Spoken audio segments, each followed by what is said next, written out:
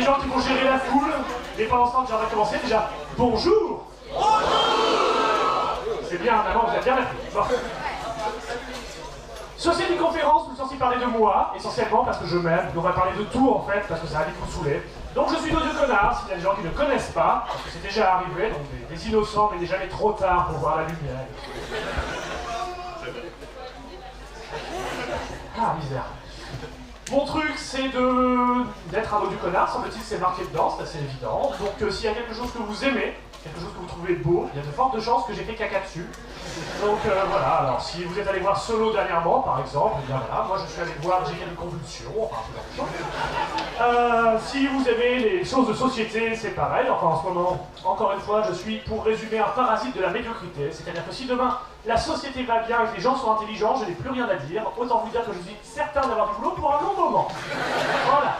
Alors, le but de cette conférence, ça va être de répondre à des questions. Non, les FAQ. Si, les FAQ, bordel. Donc on peut me lancer sur tous les sujets, y compris l'histoire. Parce qu'on sait que vous n'êtes que pour ça, parce que moi vous en foutez, bande de petits bâtards.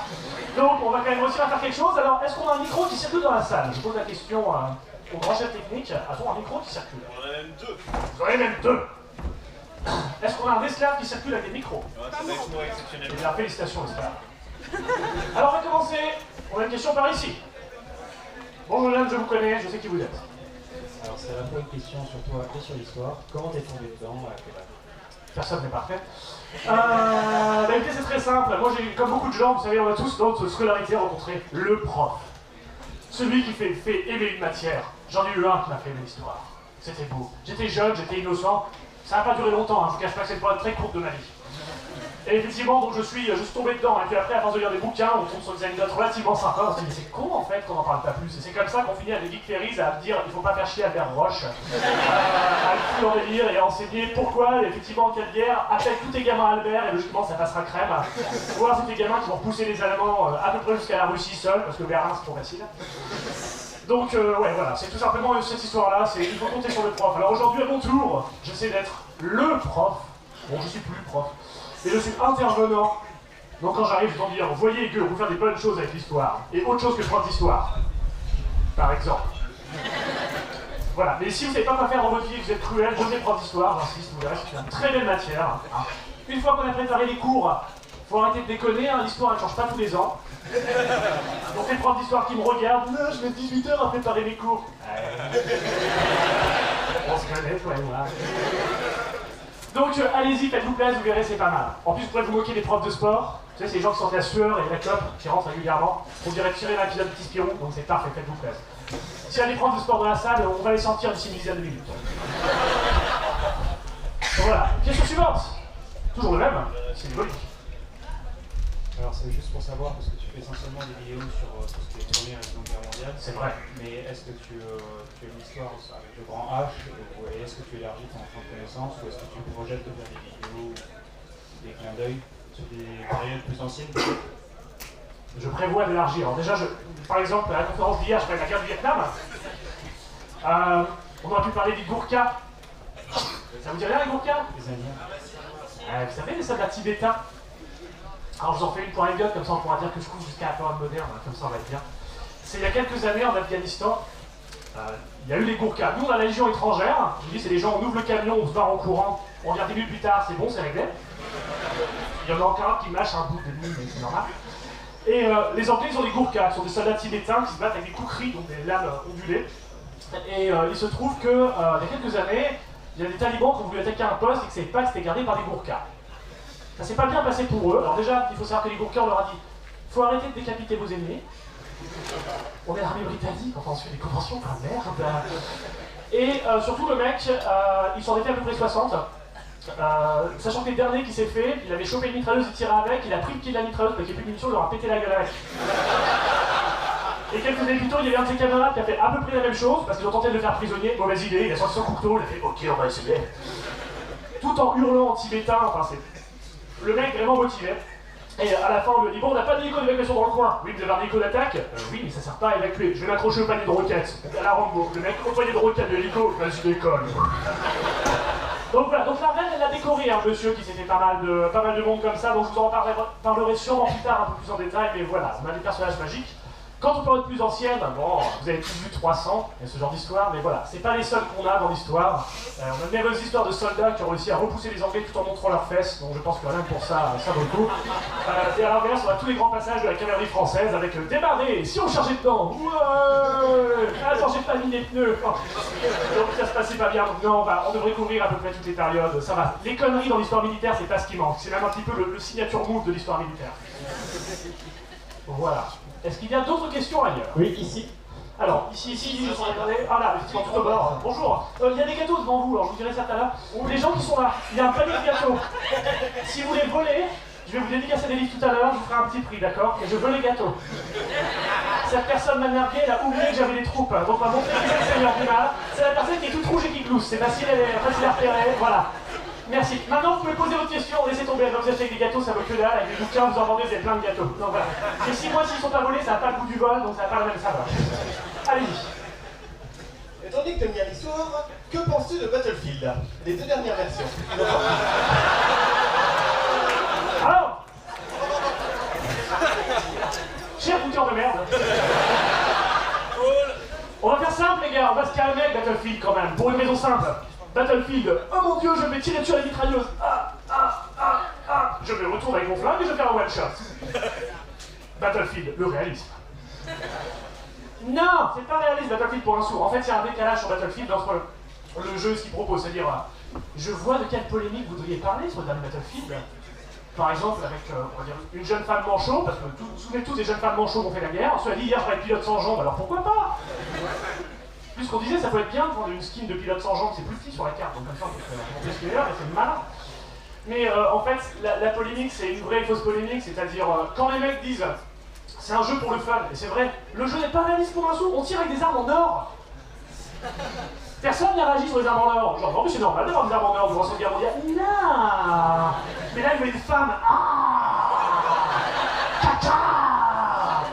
Donc voilà, donc comme toujours, je vous rappelle que l'or passe avant les femmes, ça va, ça fait que 5000 ans qu'on est à peu près comme ça, donc c'est bien, mesdames dans la salle, n'oubliez pas votre place. Entre vous et un lingot en cas d'incendie, on sait qui on sauve.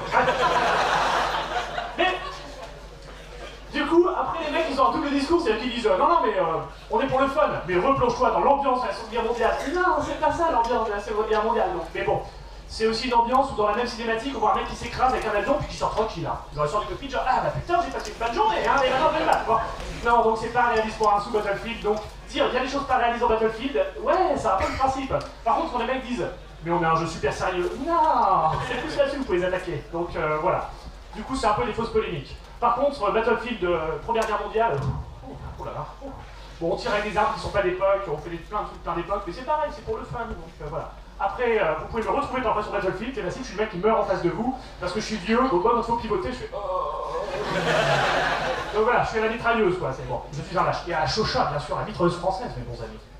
J'ai des principes quand même. Donc voilà pour Battlefield. Mais je vous ai vu tenter de faire, petit fouteur de merde. Je ne vous félicite pas. Ailleurs. Oui. Est-ce que ça marche? Bonjour. C'était pour savoir, tu nous racontes plein d'histoires sur des Albert Roche, des Albert Jacquat, des Félix, des Paul et... Mais ça manque de meuf. Oui, aussi, c'est pas faux. Mais ton chouchou à toi. Mon chouchou, c'est Albert Roche. C'est la femme en autre, genre un russe, un yougoslave, je ne sais quoi qui... Non. Non, si, il y a Adrien Carton des Wars, dont j'ai parlé l'an dernier, effectivement, qui, le mec, à la fin, on dit c'était comment la Première Guerre mondiale? Franchement, j'ai aimé, voilà. Le mec qui dit ça, effectivement, ou Paul, que hier, en plus, il a appelé Félix, qui aura une bonne partie de la conférence, qui est en Afrique, effectivement, quand il revient, qui va dire à Hitler, va te faire enculer, en termes clairs. Donc, voilà, dans ces termes, et qu'on dit non, plus il a dit de manière encore plus impolie, donc j'imagine bien Hitler, quand il a eu la réponse, il va lui faire un petit peu de toi, on va être comme ça. Voilà. Donc, il y en a plein, si vous voulez, mais mon chouchou, ça reste Albert, parce qu'il a vraiment le petit côté, genre, faut pas faire chier Albert Roche. À chaque fois, tu penses que l'histoire, elle est finie, on dirait une histoire belge, un petit peu. À chaque fois, tu sais fini. Non, c'est chaud patate. Voilà. Et après, dans le même genre, on prend Léo Major. Alors, si tout ça vous parle pas, vous me poserez la question, je vous referai l'histoire. Et puis voilà, mais effectivement j'en ai plein, c'est dur de choisir, surtout très rigolo. Pas rigolo, on parle de tuer des gens. Hein. Vous voyez un psychopathe, ça ressemble à ça. Et des gens qui aiment les psychopathes, ça ressemble à ça. Voilà. Oui, monsieur. Bon, alors moi c'était pour savoir quelles sont les sources que vous récupérez, alors il faut une quantité de bouquins innommable pour récupérer toutes ces informations Alors, il faut des bouquins, effectivement. Ensuite, il ne faut pas oublier une chose, amis geeks, on a Internet. Le vrai souci d'Internet aujourd'hui, c'est surtout de recouper les sources, qui est plus le fond du problème. Mais aujourd'hui, par exemple, je vais vous donner un exemple qui est très simple.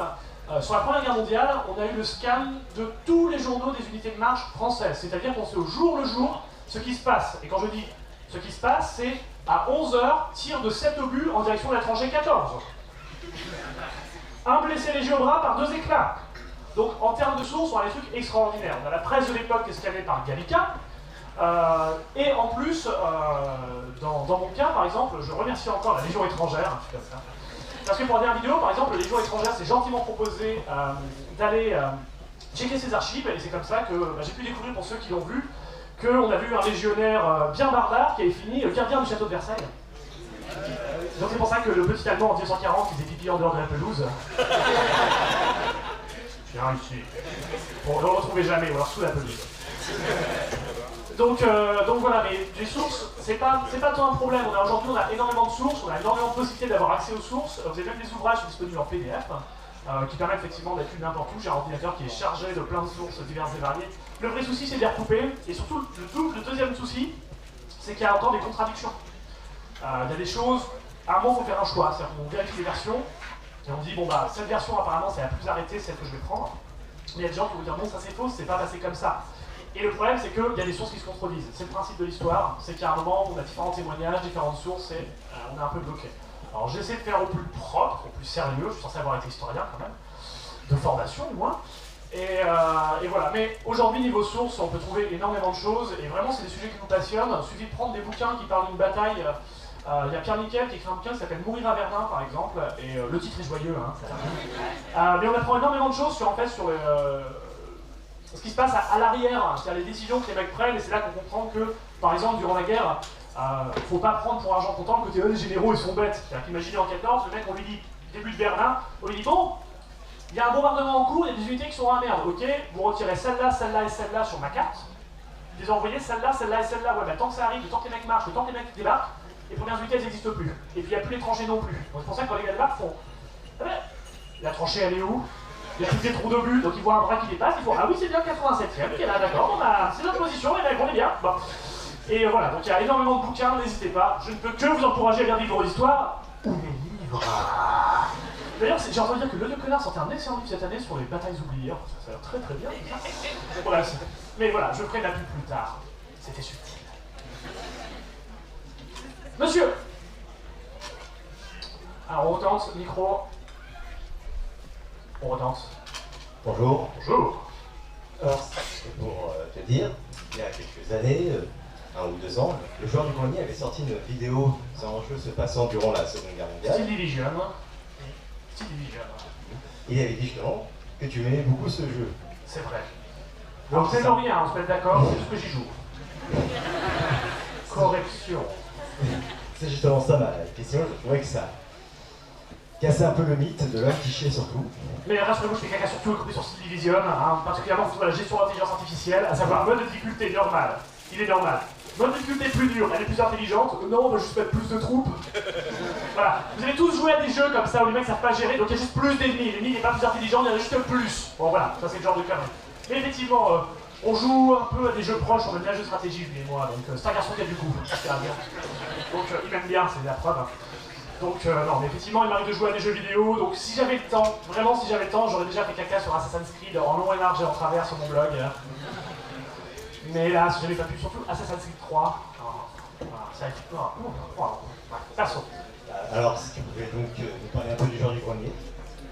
Alors c'est un joueur. Il est dans un grenier. Non mais écoutez, le joueur du grenier, comment dire, si vous voulez, lui, en fait, il fait exactement, non, on n'a pas exactement le même ton, mais justement, il va critiquer le jeu vidéo, parce que moi je ne sais pas, donc c'est très très bien, et il va jouer à des vieux jeux et péter quelques mythes au passage, ce qui est très bien, parce qu'il y a toujours le mythe du rétro, genre, je m'en souviens, ce jeu, il était tellement bien, pour dire, joue, c'est de la merde en fait. Donc voilà, ça s'appelle la patine du temps. C'est un peu comme Star Wars, c'était drôlement bien, et puis là on sort le dernier film, ah putain, ça n'allait jamais revenir en fait. Donc c'est pour ça, il y a un peu le principe, mais non, c'est, voilà, donc... moi j'aime les gens qui font caca sur des choses, donc ça me va bien. Puis en plus, des fois on fait des blagues scandaleuses, donc on s'entend bien, mais voilà. Évidemment que je ne ferai pas ici, parce qu'il y a des enfants dans la salle, et que je suis très respectueux de tout ça, et que YouTube le regarde et qu'on ne veut pas se faire bâcher. Oui. Bonjour. Bonjour. Je voulais vous poser cette question en tant qu'odieux connard. Malgré tout, vous êtes-vous déjà censuré sur un sujet? Non. Je vais vous donner un exemple très simple. Si vous allez sur le blog, si vous regardez mes vidéos, il n'y a pas de monétisation. On va parler d'un truc très con sur l'économie YouTube, l'économie des blogs, c'est que si demain je monétise et que mon style de vie dépend de ça, ça veut dire que je vais devoir faire des concessions. Par exemple, si je vois qu'il y a un sujet qui marche beaucoup, je serai tenté de revenir souvent sur ce sujet, juste pour le plaisir de me faire du fric. Là, je peux faire des choses qui ne plaisent pas. Ça n'a aucune conséquence pour moi dans ma vie de tous les jours. Donc justement, j'ai pas à me censurer par rapport à ça. J'ai déjà pris des risques sur des sujets X ou Y, j'ai déjà des ennemis, donc c'est bien. J'en ai un certain nombre. Bon, après c'est facile aujourd'hui de se faire des ennemis, il suffit d'allumer Twitter. Voilà. Bonjour, comment vas-tu? T'as pas demandé ses pronoms, c'est bon. Vous avez 150 ennemis dans la minute, allez, basta, bon. Donc, on est tranquille. Mais non, de ce côté-là, j'ai pas eu à me censurer parce que j'ai ça. C'est pareil pour les vidéos, je n'ai pas à me censurer dans les vidéos ou à m'embêter, pour la certaine bonne raison que je ne touche pas d'argent par rapport à tout ça, donc je suis libre. On peut prendre le même exemple si j'étais député demain. Si je dépends de mon salaire de député, bah, j'aurais drôlement plus de concessions à faire pour le rester. Je dis ça au hasard.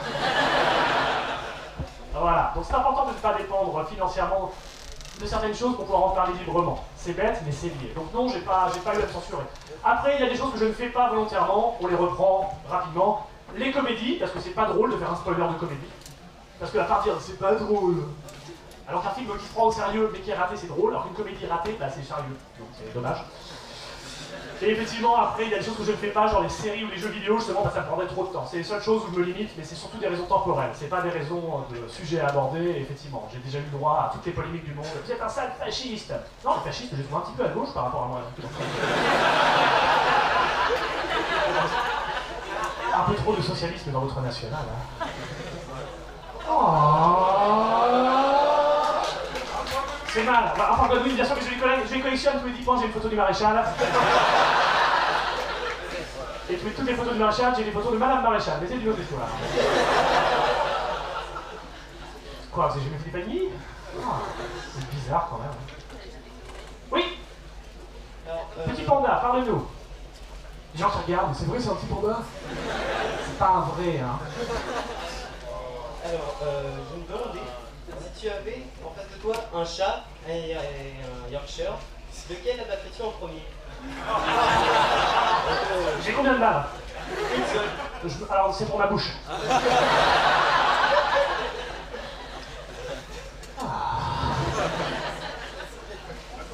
Bonjour. Bonjour. Alors c'est pour dire, je suis toujours impressionné par la taille des spoilers de films. J'aurais jamais rien à faire de ma vie. Est-ce que vous prenez des notes pendant le film ou alors Ah, des question mémoires classique. démentielles? Question classique, mon jeune ami. Eh bien, non, je ne prends pas de notes, comme je le disais. J'ai une mémoire formidable pour le caca. Donc quand je vais voir un film, je m'en souviens, il y a un an, j'ai une amie comme ça, la fille d'une amie qui m'a dit « Ah là là, faut que je fasse un truc sur Armageddon. » Armageddon, sans déconner. Et je lui ai spoilé Armageddon en direct que j'ai pas vu depuis 15 ans. Pardon, 15 ans, 10 ans, autant pour moi. Et effectivement, voilà. Mais non, je prends pas de notes, parce que imaginez avec la petite lampe frontale en train de prendre mes notes discrètement pendant le film. Et voilà, donc après il y a la question de est-ce que je vais voir le film plusieurs fois? Non plus, parce que l'exemple que je donne toujours c'est pensez-vous vraiment que je suis allé voir 2 fois 50 Shades of Grey? Non, faut pas déconner. Je me suis déjà sacrifié une fois, c'était déjà une fois trop. Mon opticien m'a dit qu'est-ce que vous avez arrivé? J'ai du sang dans les yeux. Donc on a mis 2 mois à retrouver mes rétines, mais après c'était bien. Donc non, je ne prends pas de notes, c'est juste la haine qui parle, vous comprenez? Je garde la haine en moi, et ma haine est précise. Quand je la fais sortir. Voilà. Oui. Oui, ça marche. Bonjour. Bonjour. J'aurais voulu savoir si vous comptiez parler encore de sites de drague, parce que je trouve ça très intéressant en fait. Vos conseils constructifs me manquent beaucoup. Alors, 2 choses. Oui, je vais reparler de sites de drague, bien sûr, parce que ce qui est génial, c'est qu'à chaque fois que j'ouvre la fosse à purin, il y en a plus qu'avant. Ouais, vas-y la meuf, tu lui dis ouais, je suis méca au cul, elle va te kiffer. Donc je sais pas, on dirait un site de fans de Tonic qu'on décidé de causer. Je ferme la fosse un peu, je fais bon, c'est terrible. Et là où c'est génial, c'est que par contre, j'ai des démarcheurs qui viennent me voir par mail, toutes les semaines, plusieurs fois par semaine, pour me dire « Hey, on a vu que tu parlais de site de drague, et nous aussi on a un site de drague, alors on se disait, est-ce qu'on pourrait faire un article chez toi ?» Les mecs, ils ont pas lu le blog. Regarde le titre, et regarde l'adresse, regarde le nom d'auteur, c'est un site, c'est 3 fois la même chose. Tu auras peut-être un indice sur comment j'en parle, espèce de grosse merde. Donc voilà, et effectivement, je suis très grossier, et parfois, alors sachez-le si vous regardez, par exemple, quand j'interviens parfois dans le filière de marketing, car je suis un escroc, donc qui fait trop appel pour enseigner le marketing, des escrocs. Voilà. Et donc, devant mes élèves, quand je reçois un mail comme ça, bah, je le montre, et on note le nom du gars qui a envoyé le mail. Et mes élèves sont notamment dans des grosses boîtes, donc ils lui, liste noire. Donc continuez les mecs, continuez, je vous pourris la vie. Donc c'est bien, mais non, on va reparler site de drague. Bien sûr, en plus l'été approche, tout ça, il y a des gens qui ont kické un peu dur, etc. Donc il va falloir qu'ils voient les bonnes techniques. Comme souvenez-vous, la célèbre « Combien coûte ton cul ?» qui était une vraie réplique des site de drague, j'entends avoir une fille, salut, combien coûte ton cul? Alors logiquement, elle a une bombe à poivre à ce moment-là, ça se passe là. Donc il y a la bombe à poivre ou le taser, et le taser sur les coucouilles, c'est le plus rigolo. Parce que comme ça, non seulement vous cramez monsieur, mais en plus vous avez 2 Techie Balls gratuites. Donc pensez à la moutarde. Si vous avez la bombe à poivre sur les Techie Balls, combo. Pensez pratique. Bref. Ici. Ah, ça ne marche pas. La technique, mes bons amis, la technique.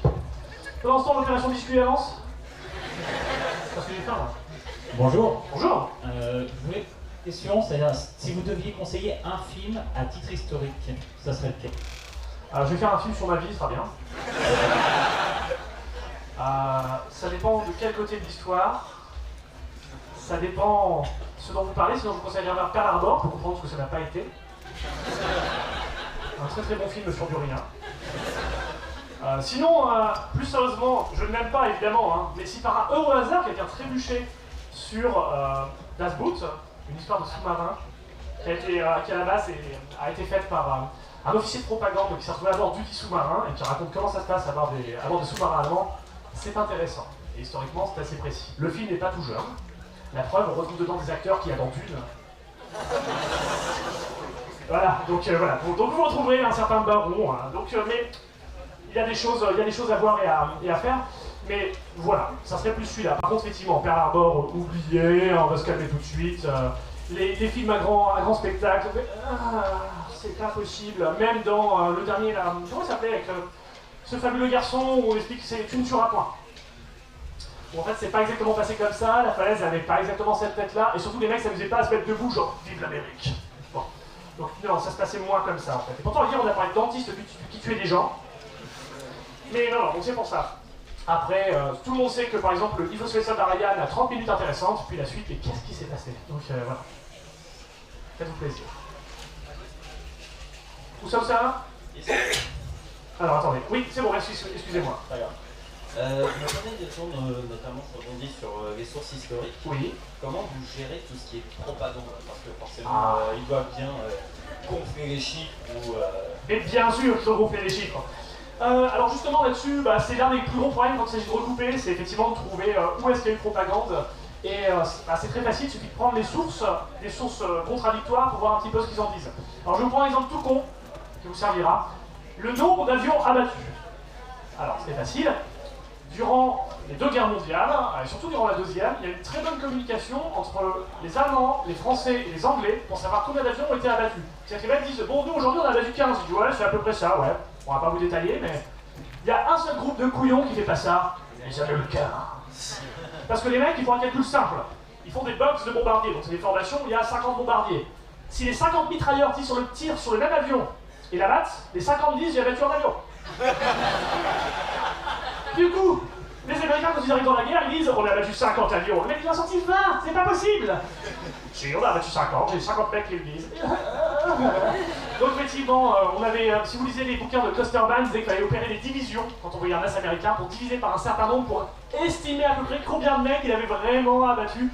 Et là, par exemple, c'est des exemples qui ne sont pas directement de la propagande, mais qu'on doit recouper. Donc, si on cherche le nombre d'avions abattus, il faut le chercher et du côté du camp du mec qui disait qu'il a abattu, et du camp d'en face qui va donner le nombre de pertes qu'il a eu ce jour-là. Enfin bref. Et une fois qu'on le sait, c'est bon quoi. Faut juste savoir où chercher. C'est pas compliqué, faut juste savoir lire. De toute façon, si c'était compliqué, je le ferais pas. Je suis un feignant. Autre chose. Pour l'instant, vous êtes calme. Hein. À votre droite. Qu'as-tu pensé du film Le jour le plus long, avec notamment John Wayne, Sean Qui était très long. D'accord, voilà. Oh, le film, qu'est-ce qu'il est long, Alors, ce qui est bon à savoir, c'est que dans le film, il y a des mecs qui ont vraiment fait le débarquement qui jouent. Et par contre, ils jouent pas leur propre rôle. Donc c'est pour ça que c'est conceptuel. Genre, non mais moi je veux pas me jouer moi, donc je vais jouer un autre gars. D'accord, si tu veux. Donc l'autre gars, ils inversent les rôles, etc., etc. On dirait un petit peu Pacific Rim avec les Australiens qui jouent les Américains inversement, sauf que personne ne sait faire l'accent de l'autre. Et non, mais par contre, là, effectivement, plus on est proche de l'époque, plus il y a un côté réaliste sur ce genre de choses. Maintenant, il faut aussi voir, pareil, quand on parle effets spéciaux, bruit des armes. Bon, il a vieilli, mais ça reste un film qui est intéressant à voir. Faut quand même le reconnaître. Maintenant, il y a quand même John Wayne et compagnie en train de dire j'ai d'énormes couilles. Donc, c'est un peu embêtant. Mais ça, c'est John Wayne, il ne pouvait pas s'en empêcher. Bref. La suite. Monsieur. Ben justement, on parlait de propagande. Est-ce que ça pourrait être un sujet soit sur le blog, soit sur le cadre des opérations, par exemple? La propagande en général? Oui, on pourrait en parler, mais on pourrait parler de celle qui se passe aujourd'hui. Hein. On pourrait parler de plein de choses en fait sur le blog au niveau propagande. Ça n'est jamais fini, ce genre de choses. Donc voilà, c'est facile de regarder les chiffres des manifs. Hein. C'est comme les avions. Ça correspond pas. Les mecs sont vraiment pas d'accord. Donc non, mais là effectivement la propagande on pourrait très largement en parler. Mais ça dépend, il faut trouver un moment de propagande. J'essaie de trouver des trucs un petit peu sympas, il faut trouver le truc de propagande. Si, tenez, on pourrait prendre une anecdote qui est sympa sur la propagande. C'est durant la guerre froide. Si un jour vous tombez sur quelqu'un qui vous dit les pouvoirs psychiques ça existe, c'est juste qu'on n'a jamais mis d'argent dedans. Si, bien sûr on a mis des millions dedans. Bon, durant la guerre froide, il y a une opération d'intoxication qui se passe merveilleusement bien. Les Américains disent on va pourrir les Russes en leur faisant croire qu'on a fait des recherches sur le pouvoir psychique et que ça marche. Du coup, ils vont mettre du fric dedans, ils vont être bien feintés. Donc les mecs ils disent on a embarqué le docteur Enigoma qui peut réparer les ordinateurs à distance et ça marche. Bon.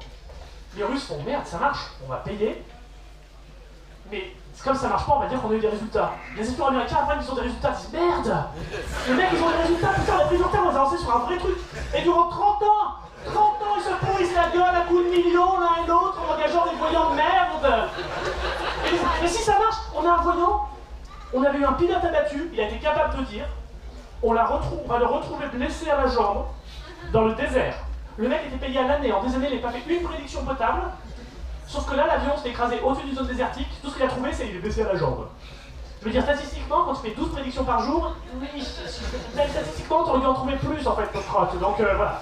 Mais les mecs se sont pourris la gueule à grand renfort de propagande, et ça, c'était beau. C'était bien. Bon, après, dans les jeux vidéo, ça marche aussi, parce qu'il faut savoir que les Allemands avaient créé de faux manuels de statistiques de leurs avions pour les laisser tomber aux mains des Américains, pour qu'ils disent « Oh putain, les mecs ont de super avions !» Sauf que maintenant, les gens qui font des jeux vidéo, ils prennent ces stats-là. Comme quoi, la propagande, ça marche sur le long terme. Hein. Voilà. Ensuite, ça part ici. Monsieur. Je sais pas si vous avez vu le film Week-end à Surcote, quand vous avez fait une critique de Dunkerque. Je voulais savoir si vous avez vu ce film qui est assez vieux. Alors il est vieux et je ne l'ai pas vu, c'est avec BBL, sauf erreur de ma part. Je vous conseille de le regarder, vous pourrez après faire un comparatif entre les deux et vous verrez. Bah déjà on voit la gueule de la plage, hein.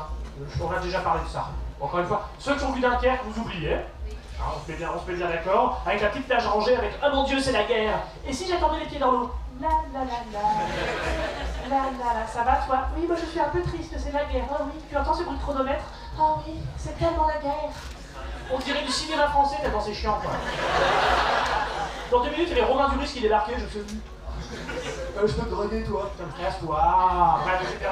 Bon, donc non, vraiment, alors oui, il y a eu d'autres films où on parle de Dunkerque, et sauf Dunkerque, c'est le seul film qui montre une plage aussi propre, une guerre aussi tranquille et des Allemands aussi calmes. Enfin, apparemment, les Allemands se faisaient chier à Dunkerque. Peut-être sur le bord, à jouer aux cartes, je sais pas. Mais c'était bien. Autre chose, oui? Ici? Oui, bonjour. Bonjour.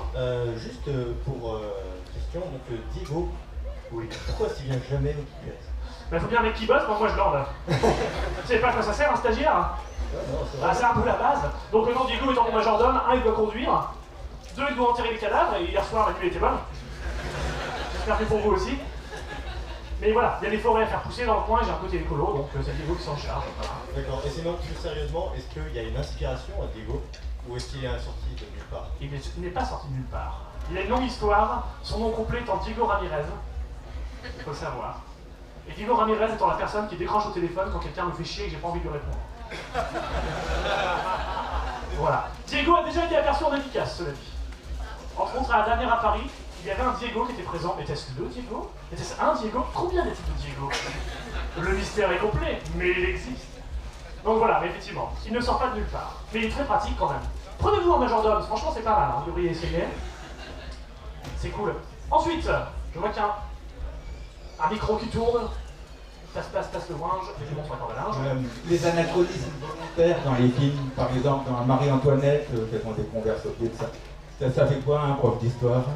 Ça dépend si c'est assumé ou pas. C'est-à-dire que quand les mecs disent c'est un concept, c'est la fameuse suspension de la crédulité, ils disent bon, en fait on va faire un truc un peu mix, ok. Par contre les mecs disent on va faire un truc précis, puis que Marie-Antoinette elle sort sa MG42 pour tirer sur le peuple. Voilà. Encore une fois, tout dépend du discours. On va reprendre l'exemple Battlefield. Les mecs ils disent on fait un jeu fun. Vous mettez ce que vous voulez dedans. Par contre ils ont fait un jeu réaliste.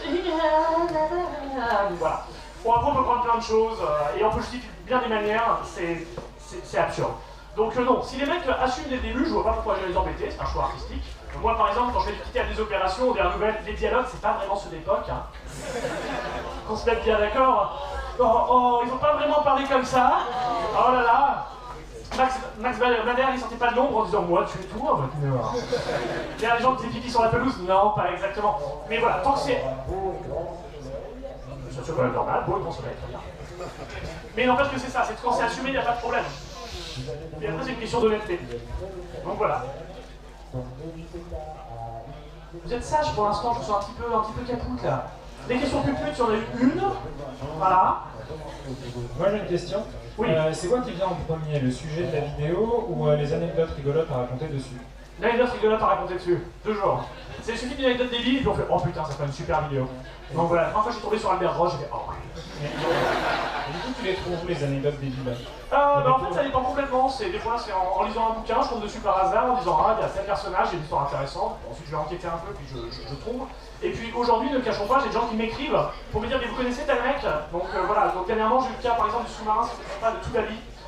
Alors, on va faire une anecdote très rapide parce qu'ils sont très forts. C'est un sous-marin qui a réussi un exploit unique dans l'histoire. Il est américain, il se bat dans le Pacifique, il coule des navires japonais à torpille, jusqu'au jour où il envoie sa torpille et ça fait pas boum. Alors elle était surface. Et effectivement, ça n'a pas touché. En fait, la torpille, elle avait demi-tour. C'est le seul sous-marin qui s'est coulé seul. Voilà. En plus, pas de bol, il y a eu un survivant pour le raconter. Donc il y a la torpille, il fait oh merde, je plonge. Donc voilà, donc bravo toute la vie, merci à toi. Mais ça voilà, c'est le genre de conneries qu'on m'envoie, c'est pas assez long pour faire une vidéo, mais voilà, donc tout dépend ensuite de ce que je trouve et les occasions feront la route. Tout simplement. Ensuite... Oui, bonjour. J'ai une question sur les copies que vous avez corrigées, quelles sont les meilleures anecdotes? Kroubatchev. J'ai eu une élève qui s'est dit oh putain, j'ai pas réalisé mon coup sur la guerre froide, comment je vais faire mon coup? Donc elle dit je vais mélanger tout le monde. Allez, Gorbatchev, Khrouchtchev, fusion. Donc durant toute la guerre, Kroubatchev, il assurait, mais durant toute la guerre froide, Kroubatchev, il était bon. Excellent Kroubatchev.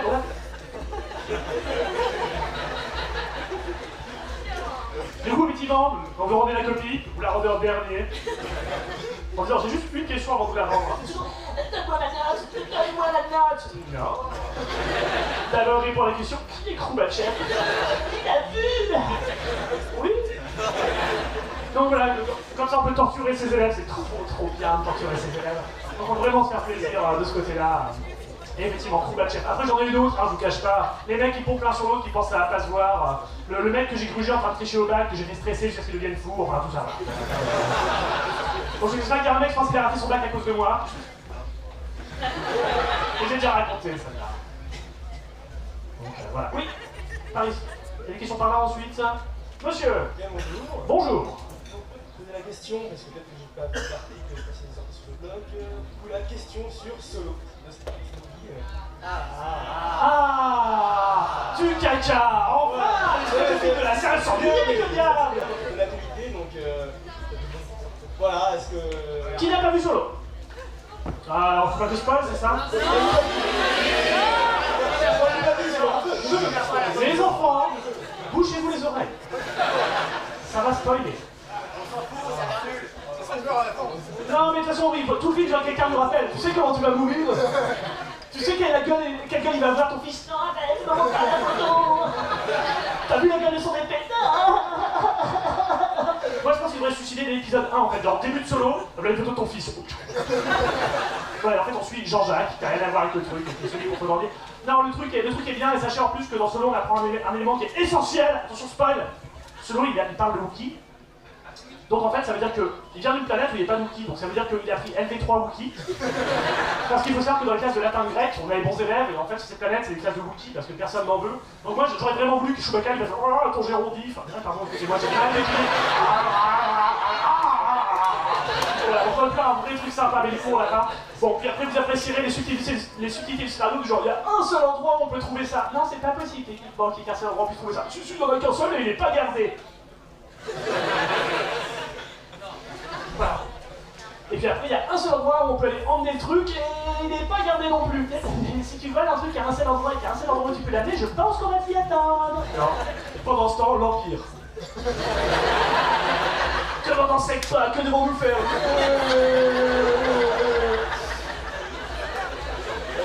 Non mais dans le futur, la secte existe, c'est tout ce que Solo nous prouve, voilà, vous allez découvrir, voilà. C'est le passé. C'est dans le passé? Ah c'est vrai, sur une galaxie très très lointaine, mais qui a déjà la secta, donc en fait la secta nous vient du passé. Voilà, mais les sectas avec LV3 Wookiee. Mais cela dit, si vous allez aujourd'hui dans une secta ou dans certaines classes, ça parle de Wookiee aussi. Ça met juste bâtard ou wesh par intermittence. Voilà. Le langage évolue. Mais non, Solo, sans déconner, c'était mal. C'était très très mal. Mais bon, en temps, l'épisode 7 et 8 était très très mal. Le 8 était mieux que le 7, monsieur, vous sortez maintenant. C'est comme dire cacaver ou cacavaro, qu'est-ce qui est mieux? Non, mais non. C'est pas le cas, vous comprenez. Moi, je reste un grand fan, vraiment, j'insiste, de Star Wars. Les derniers Star Wars avec. Tu es une Jedi. Non, j'y crois pas. Si, t'en es une. Ok. Moi, ça fait 10 ans que je m'entraîne, putain. Rien à foutre, il y a le script. Donc voilà. Certes, là, j'ai pas balèze pour un sou, mais il a le script, genre. Tiens, j'ai mon sabre. Moi, j'ai le script, je vais te la les couilles. Non. Voilà. Avec Jean-Michel Pleurnicheur, qui en plus, dans le 8, moi, j'aime beaucoup le passage où il met un petit sparadrap pour enfants. Il y a un petit motif dessus, genre, je suis un vrai méchant. Je peux avoir ce bien, le petit motif croisé. Oui, tu peux d'accord. Tu mettras du rouge, tu me feras un bisou sur le front. Oui, merci Stormy. Sans déconner. Voilà, sans compter le grand méchant qui fait. Tu es une petite pute des bois, je ferme les yeux. Tu es une pute, une crotte, tu m'attaqueras jamais. Un petite crotte, un petite merde. Oh bah ça alors il m'a attaqué. Eh, il y a peut-être un lien en fait. Donc non, franchement, les scénaristes pensent qu'ils font des parties de JDR bourrées. Les mecs à la fin, ça va être dans leur caca avec des bouts de notes sur l'affiche, ils font ouais, on va faire un script de scénario comme Star Wars. Bon, attends, j'ai mes joueurs de Star Wars parce que je vais mettre Star Wars dans la salle. Et je pense que quand on fera Star Wars avec mes scénarios, ça sera bien. Un des passages où vous avez abattu la population, vous vous souvenez? Ils jouent l'Empire, hein. Non. Ils aiment pas jouer des gentils. Donc c'est pour ça. Mais je pense qu'un jour on a un vrai Star Wars du côté de l'Empire. Ça sera nul aussi, mais bon. Donc n'allez pas voir Solo. Sauf si vous avez un problème dans votre vie et que vous voulez en finir. Ensuite, oui. Bonjour. Bonjour. Je me posais une question. Tu disais que tu monétisais du coup rien de ce que tu faisais sur le blog et sur tes vidéos. Du coup, financièrement, qu'est-ce que tu fais? Le livre 7,30€ seulement le top. Et le top. Mais comment est-ce possible? Sur les arrivants, c'est mon tour. Anecdote à la con et téléachat, c'est pour moi. Donc j'écris des bouquins, voilà, c'est ça mon cœur de métier, c'est d'écrire des conneries sous différents noms. Donc j'écris beaucoup et ça me permet justement d'avoir un boulot qui moi me plaît bien et qui fait que je peux écrire ce que je veux sur le blog quand je veux. Et voilà. C'est aussi pour ça des fois je suis pas toujours, comment dire, je mets pas forcément 3 jours en 2 articles, j'en mets plutôt 10, 15. Pour la simple et bonne raison que j'ai un boulot à faire, hein, mais voilà, c'est un boulot que j'aime bien, j'écris des conneries. Mais on en parlera plus tard. Mais non, voilà, mon boulot c'est d'écrire. C'est un beau métier, hein, ça consiste à rester chez soi et être sociopathe. Moi j'aime bien. Voilà. Ah, mais c'est bien. Bonjour. Bonjour. Qu'as-tu pensé de Au revoir là-haut? Alors, c'est de la merde. Du niveau A à Z. Ah, ça mérite la mort. Pas le film, hein, le livre mérite la mort. J'ai l'édition collector. Pour tout vous dire, édition collector. Tu l'ouvres, il y a le marque-page, c'est la fin du livre. C'est pas une blague. Il y a une image, c'est la fin. Alors, je peux le refermer, alors, c'est là. Putain de merde. Bon, puis en plus, il y a tous les clichés de l'univers. C'est quelque part entre le film français et l'histoire. C'est-à-dire, Jean-Michel est pauvre. Tous les officiers sont des nazis méchants de l'espace riche. Hein? Début du livre. Je vous fais le début quand même. Le mec, la guerre va se toucher à sa fin. Il est lieutenant, il veut passer capitaine, il veut une médaille. Du coup, il dit, c'est ce que je vais faire, je vais envoyer mes propres mecs et leur tirer dans le dos et personne ne va les remarquer. Les gars à côté. Il vient de tirer sur les copains. Oui. Il est gentil, hein. Oui. On dirait sacré grade au début, quoi. C'est pas possible, il en remplit pas. Donc voilà, c'est du lancement dans le texte, et après, c'est nul. Les mecs font un plan, genre, le méchant qui fait son plan, sans vous spoiler, à la moitié du livre, il s'arrête le plan. C'est-à-dire qu'il se fait griller, son plan il est nul. En plus, il n'a pas existé historiquement. Hein. Il dit que c'est historique, mais en fait, tout son livre repose sur la partie qui n'a pas existé, donc comme ça, c'est bien. Le mec fait son plan avec l'arnaque des cimetières, sauf qu'en fait, il se fait griller. Et les gens disent, ah non, mais vous nous arnaquez sur les cimetières. Ouais, mais du coup, c'est vous qui allez payer pour se réenterrer. Ah non, c'est toi, gros con. Mais là, tous les personnages du livre, ils font, attends, je prends une pomme. Du coup, le livre continue en 300 pages, et à la fin, il se fait gauler de la même manière, 300 pages plus loin. Et là, il fait, je peux vous faire la même? Non. Fin. Quoi? C'était nul. C'était pourri. Avec Jean-Michel, je veux pas me faire soigner parce que je suis mutilé, je veux pas me faire soigner. Bah tu vas mourir, mon vieux, hein? Non, grâce au pouvoir du script. Je décolle sur ma blessure et maintenant je vais vivre pendant 300 pages. Non. C'est nul. C'est cacaboudin. Cacaboudin est un terme de cinéaste. C'est comme Télérama, c'est un synonyme. Bonjour. Bonjour. Super erreur de ma part, le tome 2 de Grey est sorti depuis... Voulez-vous mourir, hein, madame? Je me demandais où ça en était, si on aurait un jour le spoil de Grey tome 2. C'est moche ce que vous faites. De rien. On va commencer par ça. Non, j'ai déjà saoulé les gens l'an dernier avec la lecture de tome 1. J'ai beaucoup souffert, Diego a dû me maintenir sur ma chaise pendant que je hurlais en prononçant des trucs, j'aurais pu invoquer Cthulhu plusieurs fois. Donc non, on va éviter un peu, on va attendre. Déjà, il y a le troisième film qui est sorti. Oui, enfin, ce qui est bien, c'est que comme j'ai attendu, du coup, j'aurais pas allé voir au cinéma, parce que le 2 au cinéma, je vous dis, je suis allé, je débarque, je vais dans la salle, j'étais tout seul. Hein. Même ma pote habituelle m'avait dit non, j'y vais pas. Non. Je ne sers pas de couverture, enfoiré. Bon, déjà, vous êtes un monsieur. Bonjour, je voudrais voir. Ça me dit rien. Et en plus, il y en a qui m'a vraiment fait le coup du pardon. Pardon, un gueule con, ah oui, il fait déjà Grey. Donc je vais dans la salle, et là il y a un mec qui rentre tout seul, habillé en gros motard. Il va s'asseoir dans un coin, moi j'ai un coin opposé. Je fais putain, un mec qui vient voir ça tout seul, quel pervers. Puis là, mon cerveau m'a fait.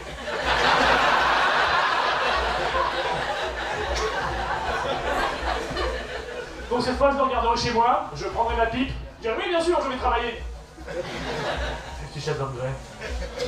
S'il te plaît, dis-moi une fessée. Donc voilà, pour les tomes, je ne sais pas, il y a un film à faire, mais peut-être qu'un jour, un jour de haine profonde, je sortirai de sa boîte blindée. Bien. Ah non, ça c'est la fausse acide de séduction, pardon. Il y a beaucoup de trappes chez moi, il faut le savoir. Donc c'est pour ça, il y a la trappe de la cave, la trappe à caca, enfin, on se marre bien. Bref. Donc non, je m'ouvrirai, je ferai, il est temps, il est l'heure. Je reste un grand fan de Christian Grey, parce que vraiment, si vous lisez le livre, enfin, le mec, régulièrement, c'est Kiki qui lui parle. Il est jamais vraiment seul, c'est ça qu'il a. Quand il est en soirée, il rentre chez lui et tout, il veut prendre un petit café. Son Kiki qui lui fait, t'as passé une bonne journée? Comment? Il faut que tu baises la stagiaire. Ah, c'est vrai, merde.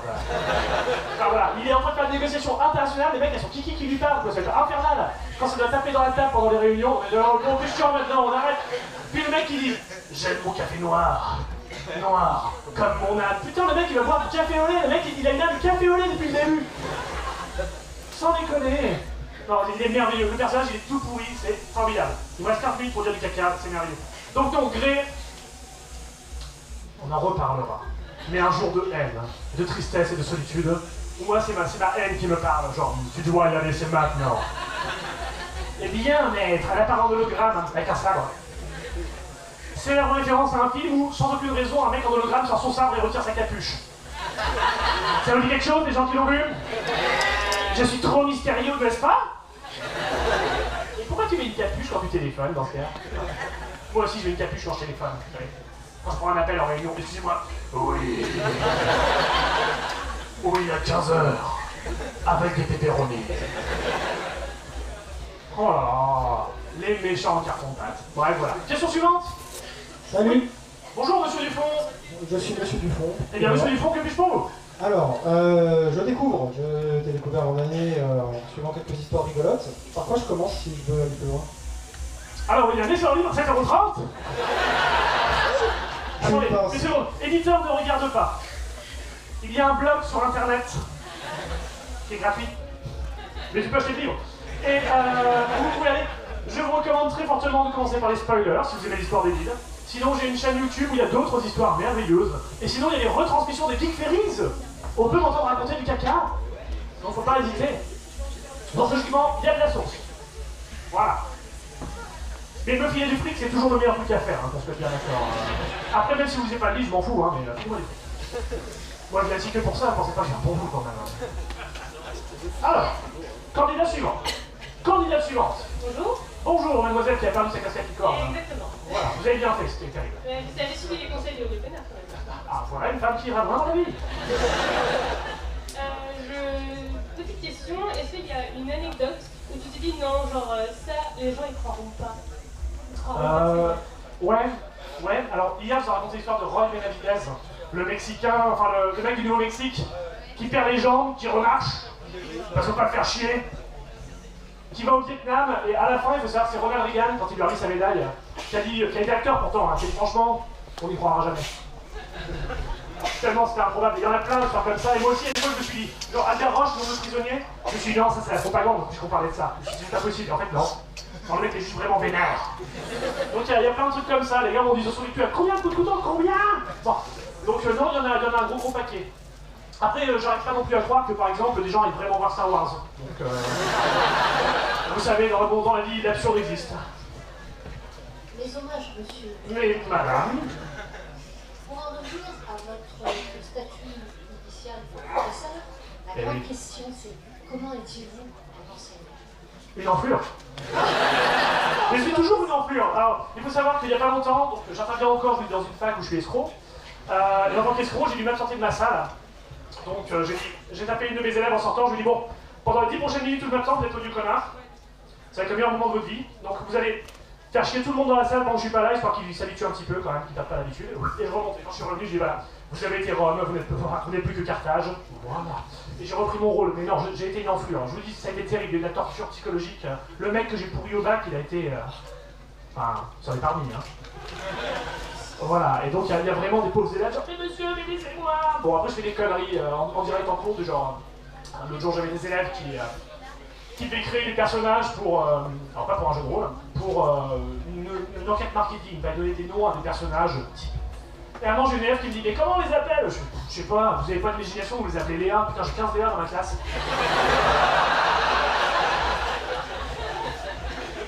Donc c'était bien. Et l'autre jour, c'est pareil, alors c'est pareil, je pense que mon école va me renvoyer quand je vais la raconter quand même. On m'a fait intervenir en tant que guide conférencier, justement, parce que comme je fais des vidéos, je parle du patrimoine, de l'histoire, on m'a fait intervenir, on m'a dit, bah expliquez-leur ce qu'ils pourraient faire, par exemple. Et c'est que des guides étrangers, à part un ou deux, donc c'est très sympa, ça parle toutes les langues. Puis j'ai une élève qui me pose une question par, et donc monsieur, qu'est-ce que vous diriez à des étrangers? Donc je la couche, je l'adore.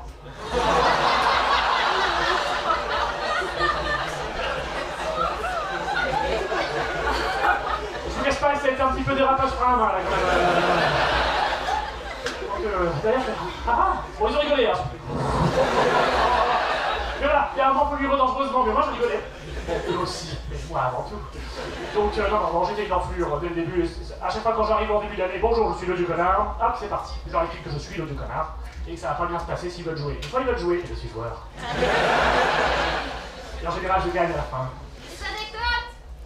De violence sur des élèves? Oui. Alors je reprends l'exemple que je prends toujours. Si vous êtes prof un jour et qu'un élève plante son téléphone dans sa trousse. Ah, c'est ma préférée, mais elle marche tellement bien. Prenez la trousse et vous dites c'est Magnum. Vous l'attrapez la trousse et vous la faites tourner en l'air comme ça. C'est pas grave, c'est une gomme.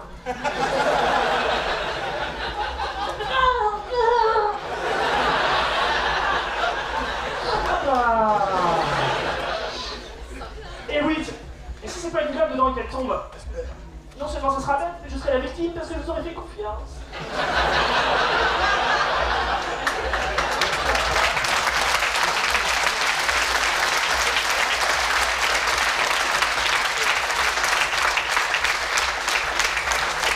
Donc voilà, si vous voulez réussir, soyez une enflure. Voilà. Et je crois que la télé nous le prouve tous les jours. Est-ce que je donne des cours? Je donne encore des cours. Des cours d'enflure? Ça s'appelle mon blog. Malheureuse. Oui, côté amphithéâtre des opérations, tu parles beaucoup de gens qui ne sont pas très connus et qui sortent du lot. Mais est-ce que tu penses un jour parler de gens qui sont beaucoup plus connus, mais qui ont fait des choses qui le sont beaucoup moins? Je pense par exemple à Erwin Rommel, qui est une légende. Ah bien sûr. Mais il était déjà une légende durant la Première Guerre mondiale, et ça, il n'y en a pas beaucoup de ça. Non, effectivement, il commandait d'ailleurs entre autres des trucs de montagne, Erwin Rommel. Mais là où il a été très très bon, enfin l'anecdote que j'aime beaucoup d'Erwin Rommel, c'est un jour, bon, je vous rappelle, le mec qui commande l'Afrique à Corse. Il est en Égypte, donc il attaque les Anglais, il a des troupes inférieures en nombre. Mais il a des chars. Bon, les autres aussi ils ont des chars, mais il a des siens. Et il fait le truc le plus con du monde, il les troll. Il a des camions en quantité. Il demande qu'on sorte les moteurs, les ventilateurs des moteurs pour les mettre sur le côté du camion. Ça soulève de la poussière derrière le camion. Il fout les chars devant, il met les camions derrière, vue d'avion, on dirait des centaines de chars qui arrivent. Vous êtes surpris? Donc ça a marché. Après, les Américains se sont vengés que l'armée de chars gonflables de Patton, où Patton a été puni parce qu'il avait giflé un mec. Donc on a dit que tu auras une armée en carton. Donc effectivement, il y avait des chars gonflables qui faisaient bouger du côté de Calais, genre « Ah, j'arrive En fait, c'est des vieux chars en carton, donc voilà. Donc non, effectivement, il y a des personnages comme ça où j'essaierai de me pencher sur des passages plus spécifiques de leur vie, on va dire. Après, d'autres ont été connus, hein. Albert Roche était une légende nationale. Eugène Bullard, que vous connaissez moins, est aussi une légende nationale à sa manière. Voilà. On pourra en parler de Eugène Bullard brièvement. Il me reste alors, j'en profite au passage.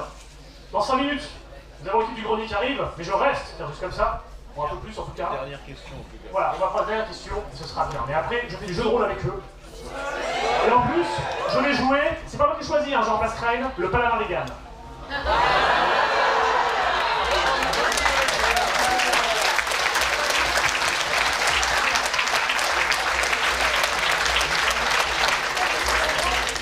Je vous promets pas que ça sera bien, hein. Bref, dernière question? Oui, bonjour. Alors, où êtes-vous, levez la main? Juste Vous, ici, vous, voilà. en face. D'accord, ok, je vois. Bonjour, alors en fait, vu que j'aime beaucoup vous donner de l'argent, j'aimerais beaucoup savoir... J'irai très loin. Est-ce que vous comptez sortir d'autres livres? Oui. Combien? Et à combien? Comment? Seulement? Non, le petit théâtre des opérations va sortir en ligne cette année. D'accord. Déjà. Alors après, si vous êtes du genre à enquêter, la légende raconte qu'un certain Julien Hervieux, que je ne connais pas,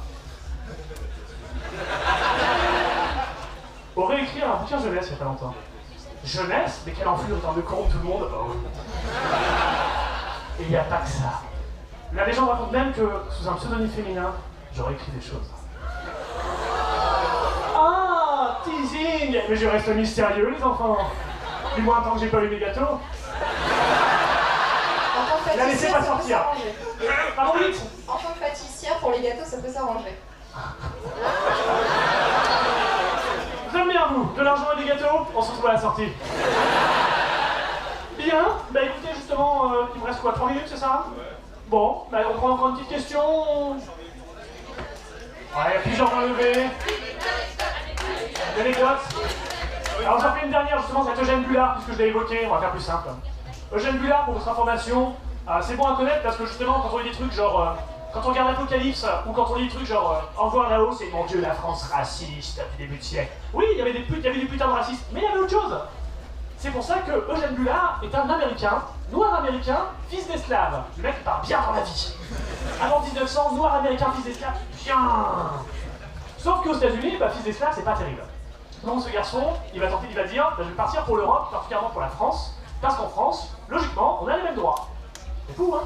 Bon. Il y va, bon, il se retrouve finalement en Angleterre, puis en Écosse, où, comme le fait qu'il est noir, c'est très exotique, il se retrouve à faire le garçon de cirque ou à la cible pour le tir au couteau dans les bars. Vous voulez du racisme? Oh voilà. Et il finit par arriver en France, où il commence une carrière entre autres de boxeur, et éclate la Première Guerre mondiale. Eugène s'engage dans la Légion étrangère, mais il va être blessé à Verdun. On va dire, maintenant, t'as une patte un peu foireuse, tu ne retourneras pas dans la Légion étrangère. Résultat, il dit, je vais faire l'aviation. Alors, il va dans l'aviation, il se fait un petit pote, parce que la mascotte, il va dans l'escadrille Lafayette, l'escadrille des volontaires américains, puisque les Américains ne sont pas encore en guerre, officiellement. Donc, il y va avec... Oh Seigneur, je vois des gens préparer des choses, je suis pour le baladin vegan. Donc, il va dans l'escadrille Lafayette, il va avoir un petit singe qu'il va garder avec lui pendant qu'il pilote, et il se trouve qu'il est bon pilote, Eugène Bullard. Jusque-là, tout va bien, sauf que les États-Unis rentrent en guerre. Et les États-Unis font une promesse, toute personne qui était dans les volontaires américains en France qui rejoint les rangs de l'armée américaine, donc va pouvoir partager son expérience et prendre des commandements, montre en grade. Eugène le fait, on lui dit « Eh ouais, mais t'es noir ». On descend en grade, on lui interdit de monter dans un avion. Il pourra plus piloter Eugène. Mais du coup, il va rester en France. Et il va commencer à monter un cabaret, puisqu'il a le droit d'être propriétaire, il a les mêmes droits que tout le monde. Et donc, il va monter ce cabaret, tout Paris va s'y presser, il va effectivement aider à faire monter le jazz à Paris, etc. Sauf qu'il est tellement bien, son cabaret, qu'il va commencer à avoir des espions qui s'y rencontrent. Et au début de la Seconde Guerre mondiale, il va se faire espion en récupérant des conversations et des informations qui circulent dans son cabaret pour les donner aux Français. Et quand la guerre éclate pour de bon, il retourne au front avec une patte folle, dans l'armée française. Il y va, il est reblessé. Donc, je vous rappelle, il a été décoré, c'est un héros de guerre. Il a été espion, pilote, soldat, boxeur, homme de cirque. Il rentre aux États-Unis, on lui dit « Ouais, mais t'es noir ». Eugène Bullard finira garçon d'ascenseur. C'est dommage. Mais en plus, il mourra d'un cancer pas très longtemps après. Mais sachez-le, si vous visitez New York, sachez que Eugène Bullard fait partie des gens qui ont été invités en France pour raviver la flamme du soldat inconnu. De Gaulle déclarera que c'était un héros national français, et il est toujours aujourd'hui dans un cimetière de Queens, où vous pouvez voir sa tombe, où il est enterré avec son uniforme de la Légion étrangère française. Voilà, donc quand on vous reparlera de racisme, on fera parler de beaucoup de racisme, de tirailleurs, de beaucoup de choses. Il ne faut pas oublier non plus qu'on a eu des personnages comme ça, où à l'époque on s'aperçoit que, eh ben, c'était pas si simple que ça quand même. Donc voilà pour les notes, et pas forcément heureuse, mais qui est belle d'une certaine manière. Voilà.